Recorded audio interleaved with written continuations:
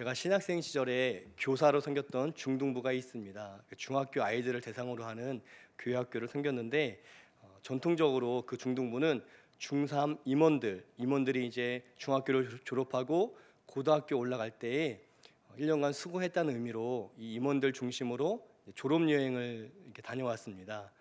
그 해에도 이제 중3 아이들 임원들을 중심으로 이제 졸업 여행을 가려고 준비하는데 그 중3 학생들 중에 한 명이 중학교를 마치고 이제 미국으로 고등학교를 유학을 가는 게 예정되어 있었습니다. 그래서 가급적이면 이제 미국으로 가고 언제 올지 모르는 그 아이를 위해서 그 아이가 가고픈 대로 좀 졸업 여행을 갔으면 좋겠다 이렇게 마음을 모아서 아이에게 물어봤습니다. 네가 가고 싶은 그 여행지가 어디냐라고 물었는데 저희 생각에는 놀이동산, 뭐 롯데월드나 뭐 에버랜드나 그런 곳이 나올 줄 알았는데 이 여자 아이가 바다를 보고 싶어요 그러더라고요. 그래서 좀 생뚱맞다. 중학생이 바다를 보고 싶다고 하니까 그래서 무슨 일인가 하고 물어봤더니 이 아이는 한 번도 바다를 본 적이 없다고 합니다. 저는 태어나서 중학교 3학년이지만 바다를 한 번도 본 적이 없어요라고 이야기를 하는 거예요. 사실 중3 정도면 한 번은 지나가다가 바다를 볼 만합니다. 뭐 여행이 아니더라도 어느 곳을 가더라도 이제 삼면이 바다이기 때문에 바다를 볼 법한데 그런데 이제 그 부모님께서는 아마도 자녀와 여행을 가거나 또는 자녀의 어떤 시간을 갖는 것보다는 일단 지금은 돈을 열심히 벌어야 될 때다 생각했던 것 같아요. 가정 형편이 어렵지도 않았습니다. 그래서 미국 유학도 고등학생 때부터 보낼 수 있었던 그런 가정이었죠. 아버지께서는 대기업에 다니셨고 또 신앙생활도 열심히 하셨던 분들입니다. 근데 아마도 이 부모님 입장에서는 어린 자녀와 추억을 마련하는 것보다 자녀가 지금은 열심히 공부하기를 원하셨던 것 같아요. 그리고 본인들도 젊을 때 돈을 모을 수 있을 때 돈을 모으는 게 중요하다 이렇게 생각했던 것 같습니다. 그래서 이제 이 아이의 부모님께 저희가 연락을 드려서 이제 허락을 이제 요청하고 또 구했습니다. 처음에는 좀 난색을 표하셨어요. 그런데 저희가 미국 가기 전에 한국 바다를 한 번도 못 봤다고 하니까 저희가 한번 보여주고 싶습니다 하고 이제 겨우겨우 이제 저와 또 전도사님께서 설득을 했어요. 그래서 하루의 시간을 허락을 받고 강원도로 새벽부터 출발해서 바다를 보게 되었습니다. 근데 바다를 보는데 이 아이가 막 바다를 보면서 하염없이 막 감격에 의해 눈물을 흘리는 거예요. 마치 무슨 사연이 있는 아이처럼 그렇게 울기 시작했습니다. 그 아이에게는 그것이 참 감동이 되었던 것 같아요. 바다를 보는 게. 저는 그 부모님을 뭐 평가하려는 게 아니고 여행도 좋지만 그러나 당장은 경제적인 것을 더 우선적으로 여기는 그런 가치관이 있었구나 그런 생각을 했어요. 사실 사람은 각자 가치관대로 삽니다. 그것이 옳다 그르다 할 수 없습니다. 자녀의 추억을 위해 여행을 다니는 부모님이 있다면 그것으로도 충분히 아이를 잘 양육하시는 거고 또 자녀의 공부를 위해서 학생 때에는 열심히 공부해야 되고 또 부모는 뒷바라지 해야 돼 여행은 나중에 가자 하는 것도 나름 또 자녀를 위한 하나의 방법이라고 생각을 합니다. 중요한 건 사람은 각자 가치관대로 보다 더 중요하다 여기는 대로 세상을 살아간다는 거죠. 누군가는 경제적인 것이 가장 중요하다고 이야기를 합니다. 그래서 돈을 위해서 돈 버는 것을 위해서 살아가곤 합니다. 그것을 나쁘다라고 할 수 없습니다. 왜냐하면 돈이 또한 필요하기 때문에 그렇죠. 누군가는 가족을 위해 사는 사람도 있습니다. 가족을 위해서라면 물불 안 가리는 분들도 있습니다. 가족을 위해서라면 희생하고 헌신하는 것을 기꺼이 하시는 그런 어떤 가치관으로 살아가시는 분들도 있습니다. 때로는 지나치다 싶지만 그분에게는 그것이 가장 가치 있는 일이기 때문에 그것도 나름대로 이해되는 부분이 있습니다. 또 누군가는 자기의 행복을 위해서 자기 자신의 만족을 위해서 살아가는 분들도 있습니다. 또 누군가는 명예를 위해 또 누군가는 신앙을 위해 살아가기도 합니다. 중요한 건 누구나 내가 보기에 가장 중요하다 여기는 것, 가치관을 가지고 그런 가치관을 가지고 살아간다는 거죠. 그렇게 세상을 살아갈 때 우리는 각자의 소신대로 각자 다른 견해로 각자 생각하는 우선순위에 따라서 가치관에 따라서 살아가곤 합니다. 다 그 나름의 이유가 있고 의미가 있습니다. 다만 우리 예수 믿는 사람들은 거기에서 한 걸음 더 나아가고 한 번 더 생각할 게 있습니다. 우리 믿음의 주인이신 예수님. 예수님은 이 땅을 살아가셨을 때의 공생의 기간에 무엇에 또 어떤 것에 가장 중요한 가치를 두셨는가 우리가 예수님을 믿는 사람으로서 한 번은 그 부분을 정확하게 생각하고 또 마음에 새겨야 된다는 거죠. 내가 자라온 환경에 따라, 배경에 따라, 또 내 생각에 따라 가치 있게 여기는 것을 생각하며 살아가는 것도 중요하지만, 우리가 믿고 있는 하나님, 또 믿고 있는 예수님은 이 땅에서 어떤 것을 가장 중요하게 여기셨는가를 살펴보는 것이 어떤 의미에서는 참된 제자의, 신자의 모습이다 생각을 합니다.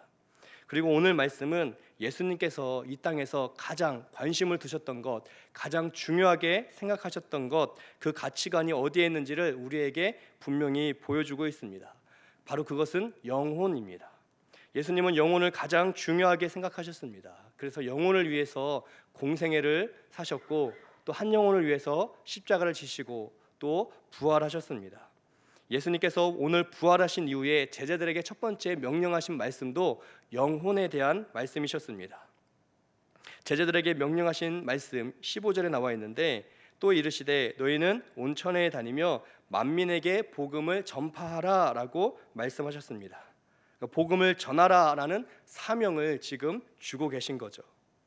이 복음 전파를 일로서, 사역으로서 본다면 굉장히 무거운 일입니다. 예수님을 믿는 사람으로서 이 전도라는 부담감은 굉장히 우리한테 큰 압박감, 또 부담감이 되죠. 그런데 예수님께서는 일로서, 사역으로서 이것을 감당하라 말씀하신 게 아닙니다. 복음 전도를 통해서만 영혼이 구원을 얻을 수 있기 때문에 지금 예수님은 영혼을 위해서 복음을 전해야 된다 말씀하신 거예요. 예수님께서 복음을 전해서 많은 사람이 예수님을 믿으면 예수님의 권세가 커지고, 또 예수님의 영광이 커지고, 또 예수님이 어떤 세력이 생기고, 그래서 복음을 전하라 하신 게 아닙니다. 예수님은 영혼을 구원해서 한 영혼이 지옥이 아니라 하나님 나라에서 영원한 생명 가운데 살아가기를 원하시기 때문에 예수님은 일로서 마치 우리가 어떤 실적을 내듯 그렇게 전도하라라고 하신 게 아니라는 거죠. 그리고 16절에 보시면 또 예수님은 이어서 말씀을 하십니다. 복음을 전했을 때 믿고, 그 복음을 듣고 그래서 믿고 세례를 받은 사람은 구원을 얻을 것이고, 믿지 않는 사람은 정죄를 받을 것이다 라고 말씀하셨습니다. 이 말씀에서 우리가 두 가지를 알 수 있는데, 첫 번째는 복음을 전할 때 믿는 사람도 있고 믿지 않는 사람도 있다라는 사실이죠. 열매는, 복음의 열매는 그 복음을 들은 당사자한테 있는 것이지 우리의 책임이 아니라고 가르쳐주고 있습니다. 그러니까 결과와 상관없이, 저 사람이 복음을 듣던 듣지 않던 상관없이 우리는 복음을 전해야 된다는 거예요. 그 사람이 믿고 세례를 받아 구원을 받던, 또는 믿지 않고 거절해서 정죄를 받던 그 사람의 몫인데, 중요한 건 그럴지라도 우리는 예수님을 전해야 된다는 거죠. 받아들이든지 들이지 않든지 만민에게 복음을 전하라 라고 말씀하고 계십니다. 15절에서 만민에게, 모든 사람들에게, 모든 민족에게 복음을 전해야 된다라고 말씀하시고 있죠. 가족, 이웃, 동료, 예수님을 믿지 않는 모든 사람들에게 우리는 차별 없이 복음을 전해야만 합니다. 내가 생각해서 이 사람은 믿을만 하니까, 이 사람은 말해도 믿지 않을 것 같으니까, 이 사람은 나랑 친하니까, 이 사람은 나랑 친하지 않으니까, 이 사람은 나와 다정한 관계니까, 이 사람은 나랑 좀 적대적인 관계니까, 그렇게 내가 판단해서 내가 취사 선택하지 말고 만민에게 우리가 할 일은 해야 한다는 거예요. 그 사람이 내가 전하는 복음을 통해, 예수님을 통해 그가 영접하든 영접하지 않던 그건 그 사람의 몫이지만 복음을 전해야 될 책임이, 이유가 우리에게 있다는 거죠. 그 열매를 생각하지 말고 그건 주님께 맡겨드리고 우리는 우리의 할 일을 해야 한다, 이것을 가르쳐주고 있습니다. 만민에게 복음을 전해야 된다는 거죠. 구원에 대한 답을 제시해 줘야 된다는 겁니다. 천국이 무엇인지, 지옥이 무엇인지, 또 죽음 이후에 세상에 있는지 없는지 관심 없는 사람들일지라도, 그러나 구원에 있어서는 우리가 정답을 알고 있기 때문에 이 답을 제시해 줘야 된다는 거죠. 시험 공부를 열심히 하고, 또 그래서 시험을 본 학생들에게 감독관은, 선생님은 이후에 정답을 제시해 줘야만 합니다. 그 아이가 그걸 통해서 내가 정답을 맞췄다라고 하든지, 난 도저히 이것을 받아들일 수 없습니다라고 하든지, 그건 그 아이의 몫이고, 답을 알고 있는 선생님은 아이들에게 시험 후에는 답을 제시해 줘야 된다는 거죠. 스포츠 선수도 마찬가지인데, 훌륭한 코치는 선수들이 열심히 훈련할 때 단순히 열심히 하는 것으로 그쳐서는 안 됩니다. 축구 선수가 열심히 축구 연습하죠. 설마 축구 연습을 열심히 안 하는 사람이 어디 있겠습니까?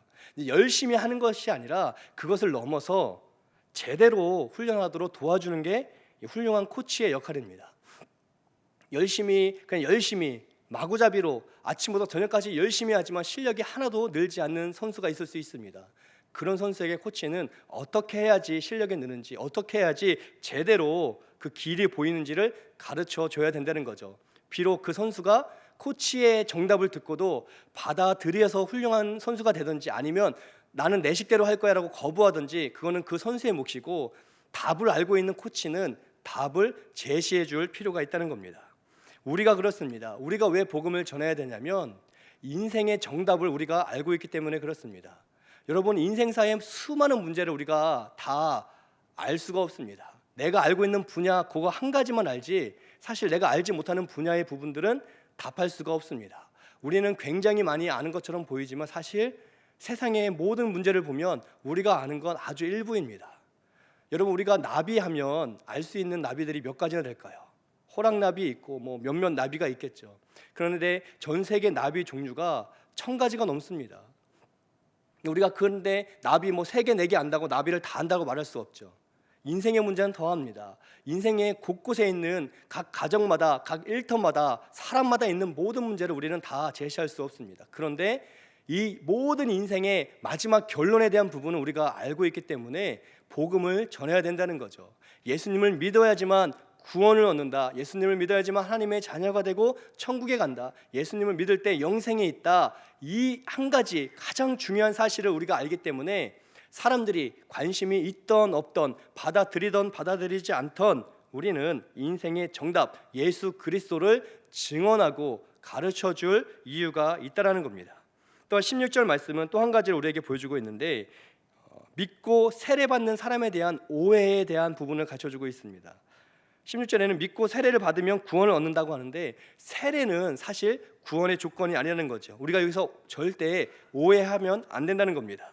세례 자체가 구원의 조건인 것을 지금 말씀하는 게 아닙니다. 세례를 받는다는 것은 교회 공동체 앞에서 내 신앙을 고백하는 것을 의미합니다.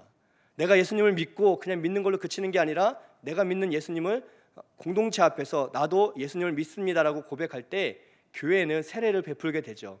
그러니까 공적인 자리에서 예수님을 말할 수 있는, 고백할 수 있는 사람, 그게 진짜 믿음인 것을 가르쳐주고 있습니다.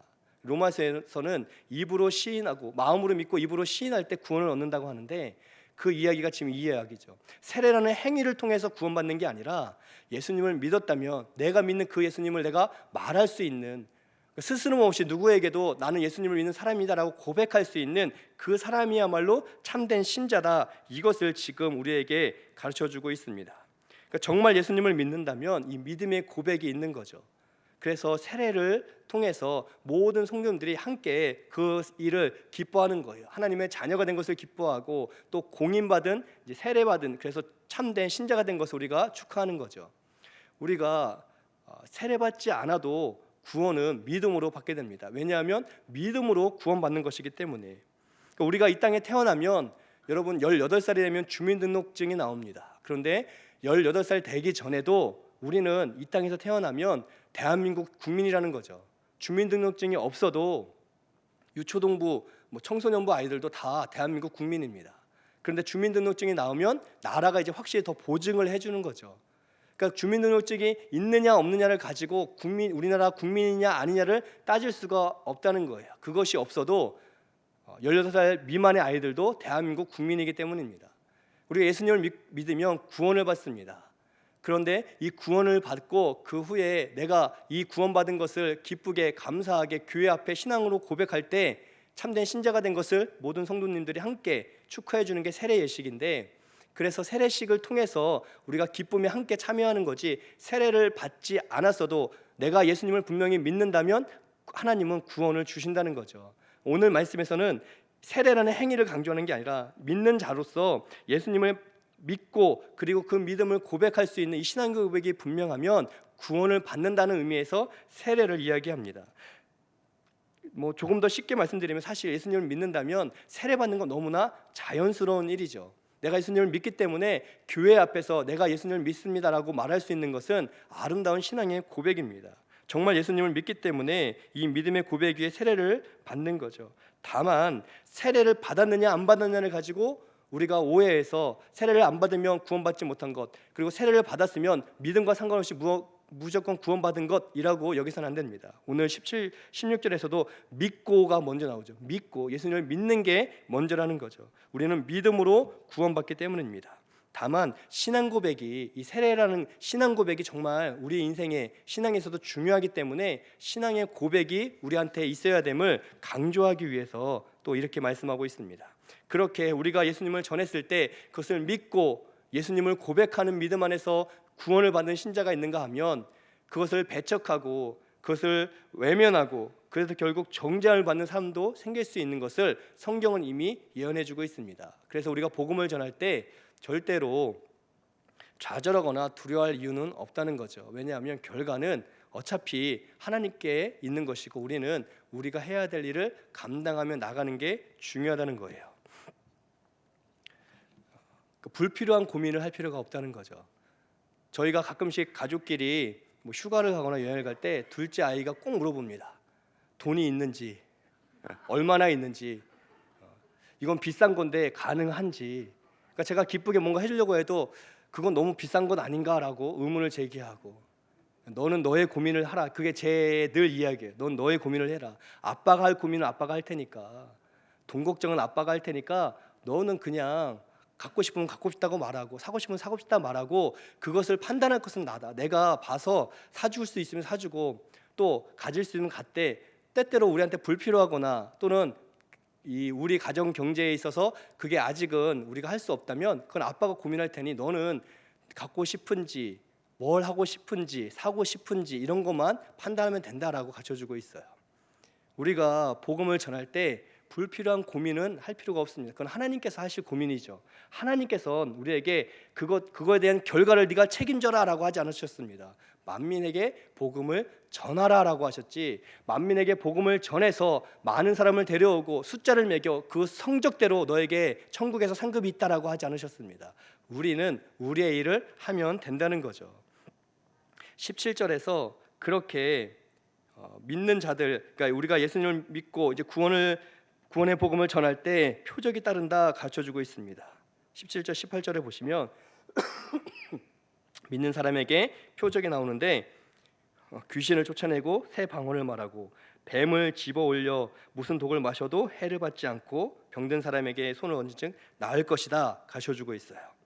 놀라운 표적에 대한 약속이죠.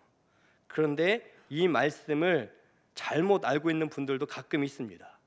성도님뿐만 아니라 목회자들도 조금은 오해하고 있는 부분들이 있습니다. 미국 켄터키주에 사역했던 제이미 쿠츠라는 목사님이 계십니다. 지금 교회에서 뱀을 들고 있는 거예요. 저분의 별명은 뱀 목사예요. 미국에서 뱀 목사입니다. 뱀을 전도와 선교에 실제로 활용했던 목사님이세요. 이단 사이비가 아니라 정통교회 목사님이십니다. 2008년에 이런 뱀, 독사류까지 합쳐서 74마리를 보관하고 있다가 누가 신고해서 체포가 된 적도 있습니다. 뱀을 집에 보관해 놓고 있어요. 왜냐하면 이분이 믿음이 있으면 뱀에 물려도 해를 입지 않는다는 이 말씀을 갖고 전도하시는 분이셨습니다. 예배 때마다 물리는 거예요.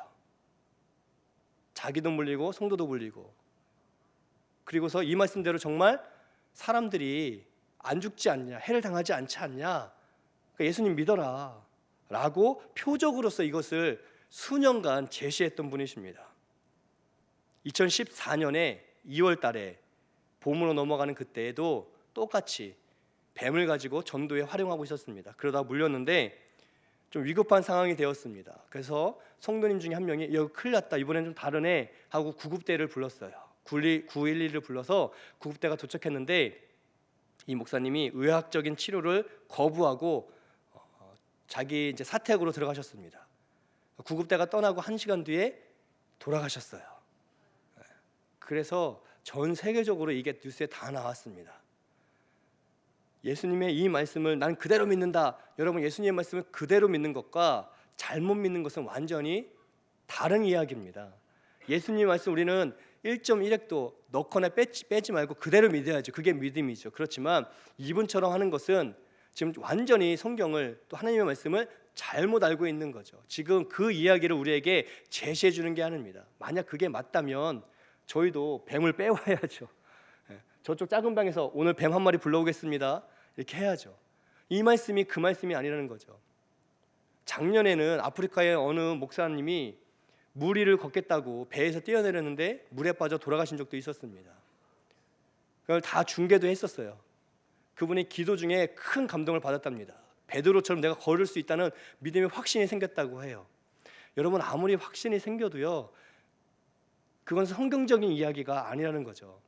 그것은 오히려 교회를 시험 들게 하고 병들게 하고 많은 사람들에게 하나님의 말씀을 우스갯거리로 만드는 잘못된 신앙이라는 겁니다. 지금 예수님께서 제자들에겐 분명히 이전 표적이 따른다고 말씀하셨는데 이것은 남용해라, 그러니까 가서 뱀이건 뭐건 상관없이 복음을 전해라, 이 이야기가 아니라는 거죠. 전도할 때에 믿는 자에게 표적이 분명히 나타날 수 있습니다. 우리가 꼭 기억할 게 있는데 바로 이렇게 나타나는 표적, 이 표적의 주인이 누구냐는 거예요. 표적의 주인은 하나님이십니다. 예수님이시라는 거죠. 예수님께서, 하나님께서 이 표적과 기적, 기사의 주인이시지 우리의 필요에 의해 우리가 마음껏 표적을 행할 수가 없습니다. 우리가 기대한다고 그런 표적이 나타나는 게 아니라는 거죠. 우리가 필요하다고 표적이 생기는 게 아닙니다.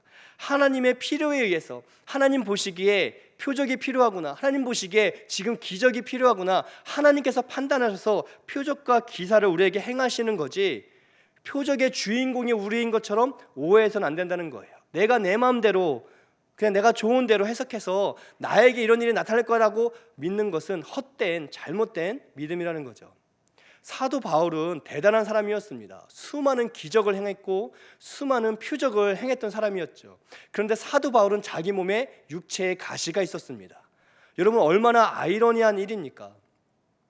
다른 사람은 병든 자도 다 나았고 심지어 죽은 사람도 살릴 수 있는 능력이 바울의 기도에 있는데 정작 바울은 자기 자신의 육체의 가시가 있었다. 많은 신학자들이 그것이 간질이라고 해요. 간질. 그러니까 3번이나 떠나기를 구했지만 이게 떠나지 않았다. 한번 생각해 보십시오.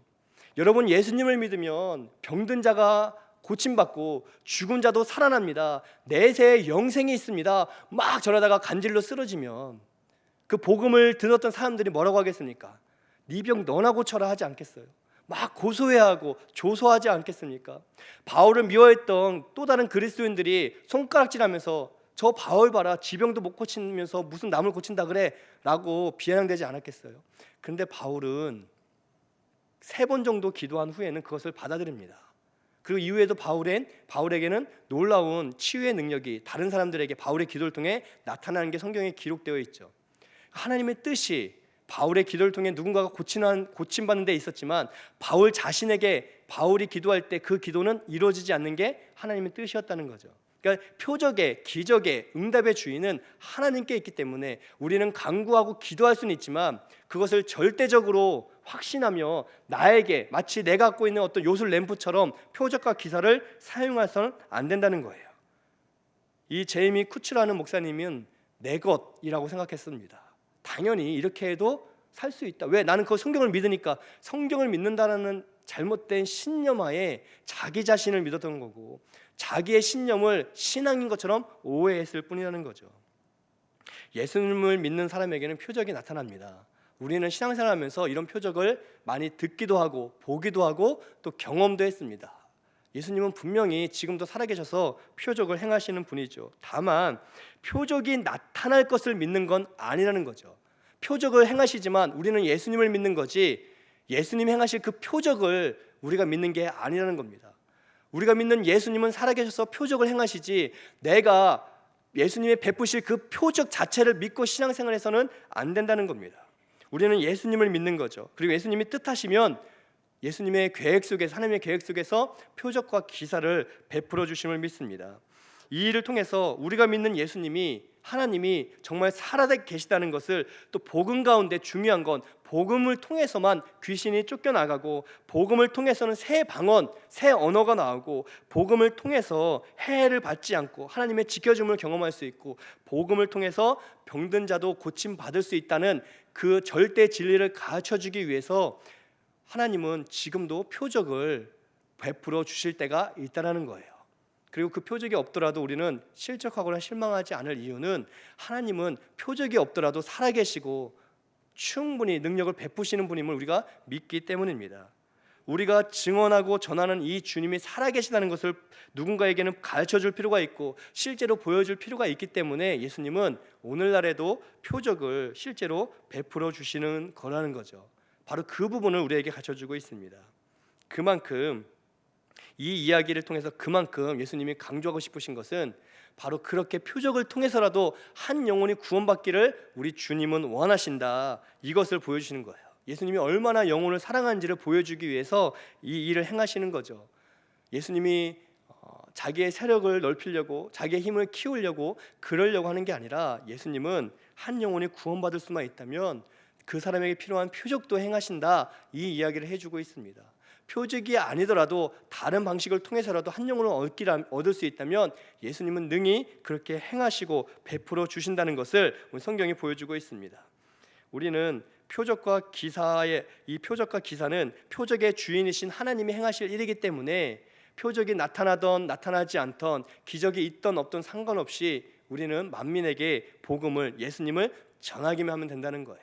그럼 예수님께서 그 영혼을 사랑하시사 표적이 필요하다면 표적으로, 또 그 마음에 위로가 필요하다면 위로로, 또 때때로 아직 마음에 준비가 되지 않았다면 씨를 뿌리고 씨가 자랄 수 있도록 인내하시며 기다려주는 분이시기 때문에 우리는 어느 순간에도 예수님을 전하면 된다는 거죠. 그리고 20절 말씀을 보니까 바로 제자들이 실제로 나가서 전파하는 이야기가 나오는데, 제자들이 나가 두루 전파할새 주께서 함께 역사하사 따르는 표적으로 말씀을 확실히 증언하셨다, 기록하고 있습니다. 복음 전파에 이제 제자들이 쓰임 받고 있습니다. 예수님이 제자들에게 명령하셨고 제자들이 믿음으로 아멘하며 지금 나아가서 두루두루 전파했다. 만민에게 예수님을 전하기 시작했더니 정말 표적으로 말씀을 증언하셨다라고 기록하고 있습니다.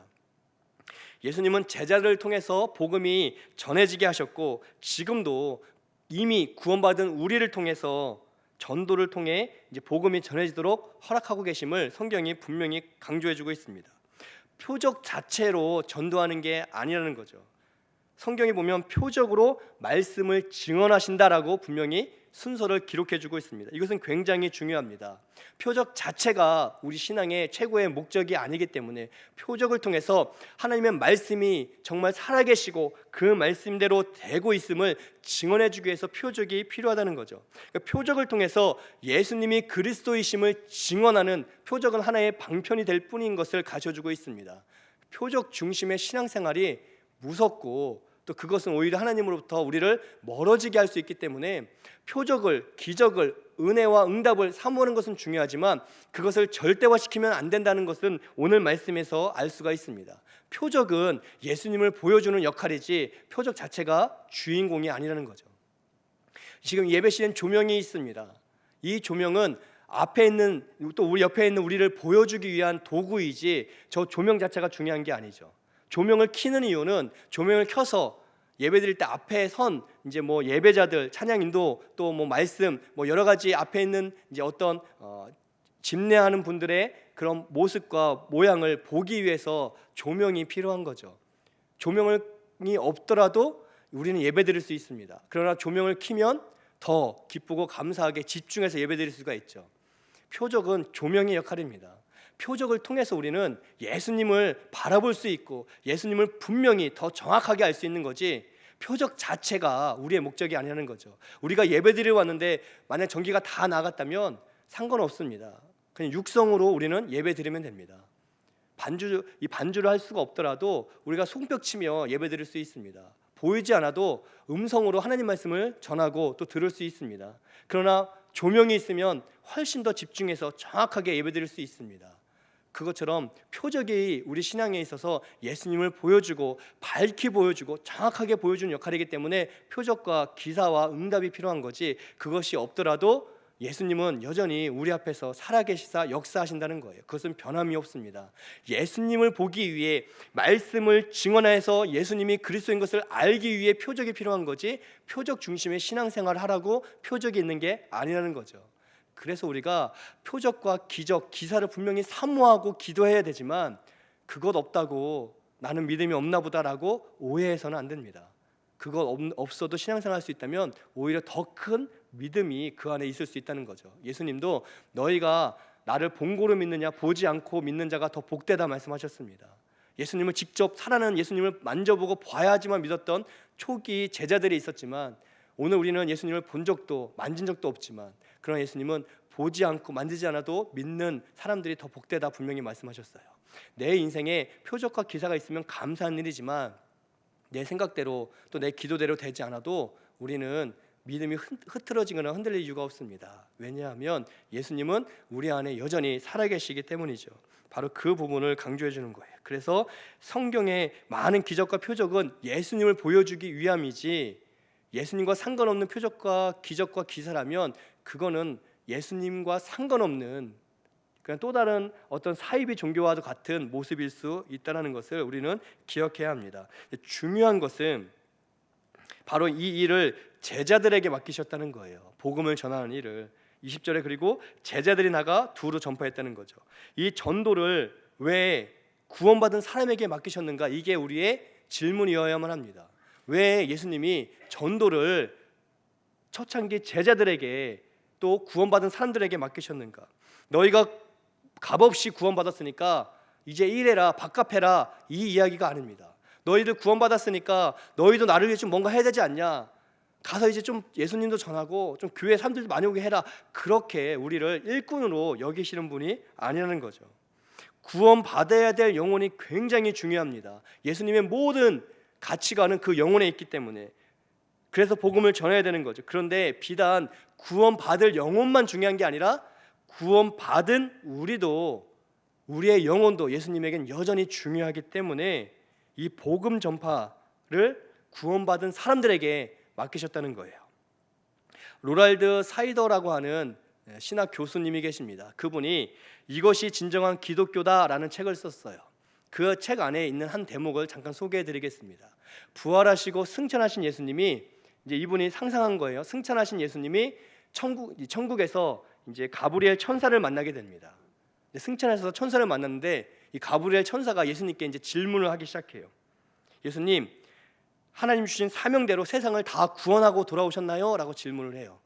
그때 예수님께서 그렇다고 할 수도 있고 아니라고 할 수도 있어. 나는 세상의 죄를 다 짊어지고 십자가에서 죽었고 나를 믿는 사람은 영원히 살 것을 가르쳐주고 약속했어. 그리고 나를 따르던 제자들에게 성령을 보내주어서 세상을 구원하는 사명을 이루어라라고 명령하고 왔어 라고 이야기를 해요. 가브리엘 천사가 놀라서 다시 묻습니다. 아니 그러면 구원을 완성하고 온 게 아니라 지금 세상 구원, 가장 중요한 그 구원, 하나님께서 가장 귀하게 여기는 그 구원을, 그 구원의 계획을 전직 어부에게, 전직 창녀에게, 저 나쁜 세리들에게, 저 비겁하고 겁 많고 모자르고 부족한 사람들에게 다 맡기고 돌아오셨다는 거예요? 라고 이제 물어봅니다. 성경의 이야기가 아니에요. 성경에는 이런 이야기가 없습니다. 이 사이더라는 목사님께서 이제 상상해서 쓴 거예요. 그러자 예수님이 그렇지, 내가 지금 전직 어부였던 사람에게 또 세리, 같은 민족의 세금을, 그러니까 세금을 뺏어서 로마에 바쳤던 매국노와 같았던 그 세리에게, 또 자기 몸을 팔아서 살았던 그런 여인에게 내가 지금 그거 너희가 구원의 계획, 이 복음을 전해야 되라고 말해주고 왔지라고 다시 이야기하십니다. 그러니까 가브리엘 천사가 기가 막혀 하면서 그러면 만약 그 사람들이 안 하면 어떡하실 건데요? 그 사람들이 실패해서 나 복음 안 전할 건데 이럴 수도 있잖아요. 예수님 뭐 다른 대안이 있죠? 만약 사람들이 그 사람들이 예수님을 전하지 않고 복음을 전하지 않으면 무언가 다른 대안을 준비하고 오셨잖아요. 플랜 B가 있잖아요. 그거 말씀해 주세요. 그때 예수님께서 대안은 없어. 그냥 나는 그 사람들이 나를 믿은 것처럼 나도 그냥 그 사람들은 믿었을 뿐이야 라면서 이제 이야기가 끝납니다. 저는 이게 오늘 말씀에 있어 굉장히 중요한 부분이라고 생각을 하는데, 주님께서 제일 중요하게 여기는 건 세상을 구원하시는 거죠. 그거는 변함이 없습니다. 세상을 구원하기 위해 예수님이 오셨고 또 그 일을 우리에게 맡기셨죠. 근데 이 일을 천사를 동원해서 하실 수도 있습니다. 예수님은 표적, 자극적인 기적을 통해서도 예수님이 하나님의 아들인 것을 얼마든지 하실 수 있는 분이십니다. 구원받은 사람들을 모아서 그 사람들에게 맡기지 않아도 돼요. 사람은 오히려 쉽게 삐지고 쉽게 돌아서고, 아무리 예수님을 위해 목숨을 걸겠다고 하지만 작은 일에 넘어지면 실족해서 도망가는 사람들이잖아요. 이미 성경에 12제자가 다 그랬잖아요. 내가 저들을 믿을 수가 없다.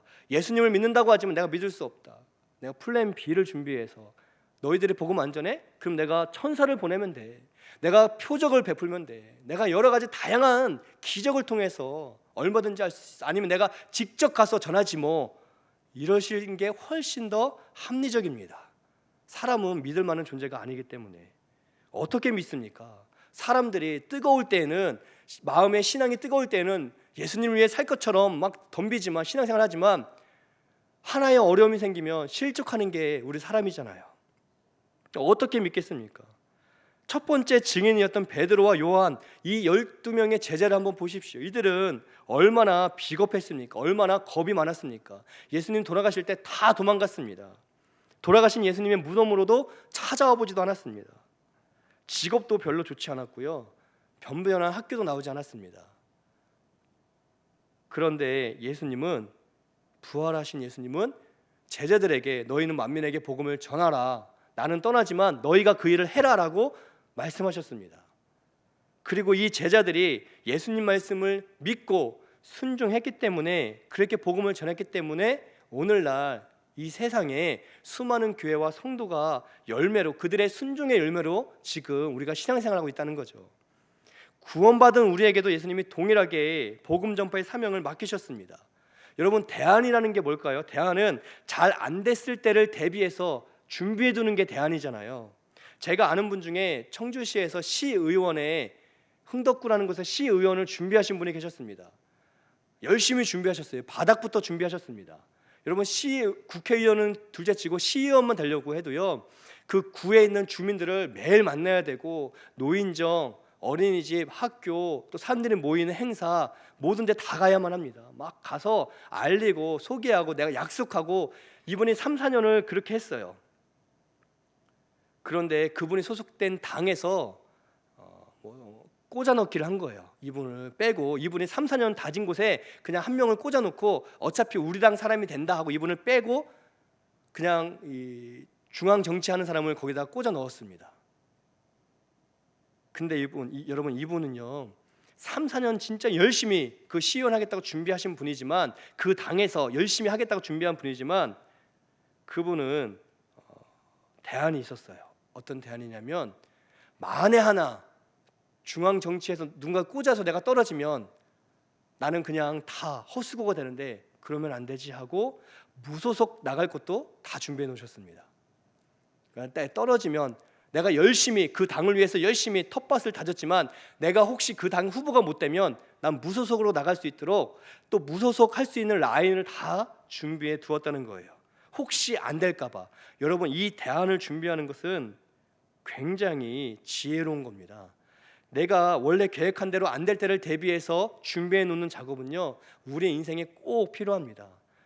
절대적으로 이렇게 해야지 해도 실패하는 게 인생이기 때문에, 만약 안 됐을 때를 대비해서 무언가를 준비해 두는 것처럼 지혜로운 방법이 없습니다. 그 대안은 당연히 반드시 있어야 될 거라는 거죠.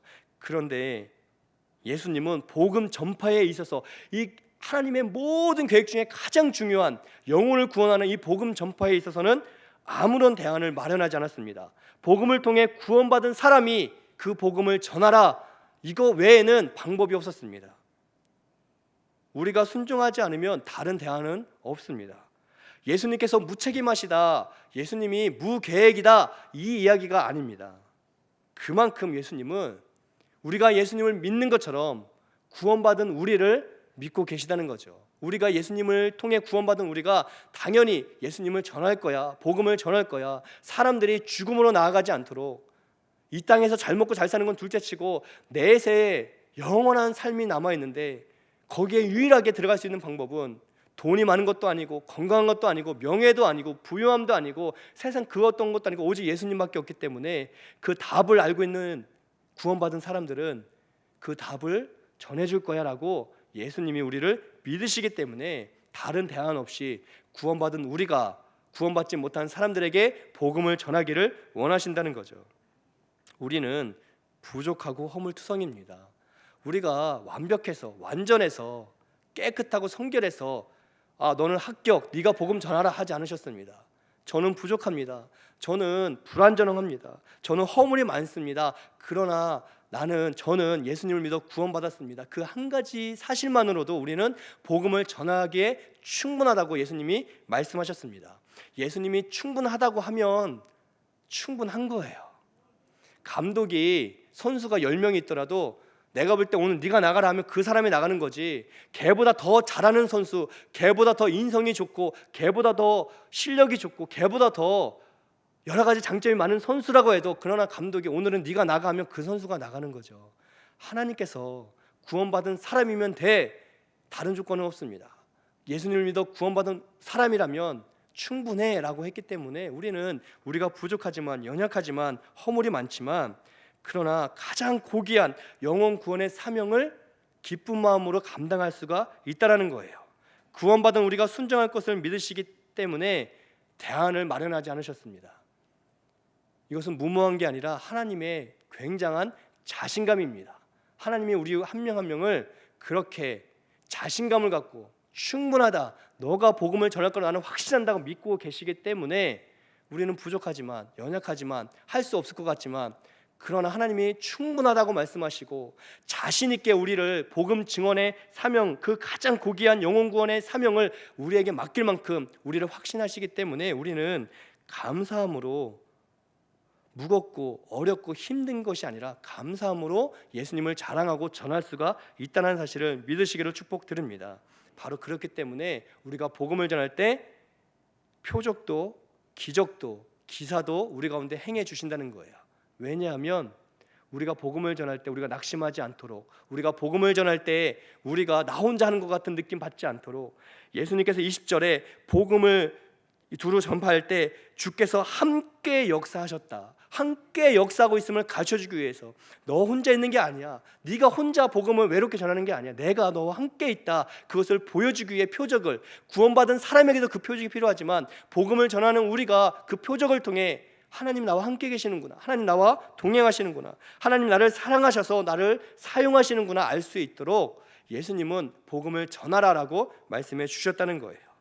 하나님께서 역사하신다는 것은 1차적으로는 복음을 듣는 이들을 위한 것이지만 2차적으로는 복음을 전하는 우리에게 하나님께서 우리와 함께 있음을 가르쳐주시기 위해서, 구원받았으니 끝났다 하고 하나님께서 고개를 돌려 구원받지 못한 사람들에게만 주목한 게 아니라 이미 구원받은 우리를 지극히 큰 사랑으로 사랑하시기 때문에 구원받아야 될 사람들도 하나님 동일하게 사랑하시지만 구원받은 우리도 여전히 하나님의 관심 속에 있음을 가르쳐주시기 위해서 하나님께서 구원받은 사람들을 멀리서 관망하시는 게 아니라 지금도 구원받은 사람들과 그 삶 속에 함께 계시다는 것을, 그리고 그런 우리를 통해 일하고 계시다는 것을 가르쳐 주시기 위해서 우리에게만 복음 전도의, 복음 전파의 사명을 맡기셨다는 것을 꼭 믿으시기를 축복드립니다. 우리가 영혼을 사랑하는 이 예수님의 마음을 가지고 한 영혼을 위해 복음을 전할 수 있기를 축복드립니다. 또한 복음 전파는 구원받을 사람들을 위한 것이기도 하지만 동시에 이미 구원받은 우리를 사랑하시고 그리고 우리를 믿고 계신 그 주님의 놀라운 계획이라는 것을 믿으며 감사한 마음으로 나를 사랑하시고 나에 대해서 그렇게 확신하시는 그 하나님의 사랑과 기대에 대한 감사의 고백을 가지고 기쁜 마음으로 복음을 전할 수 있는 우리 모두 되시기를 예수님의 이름으로 축복드립니다.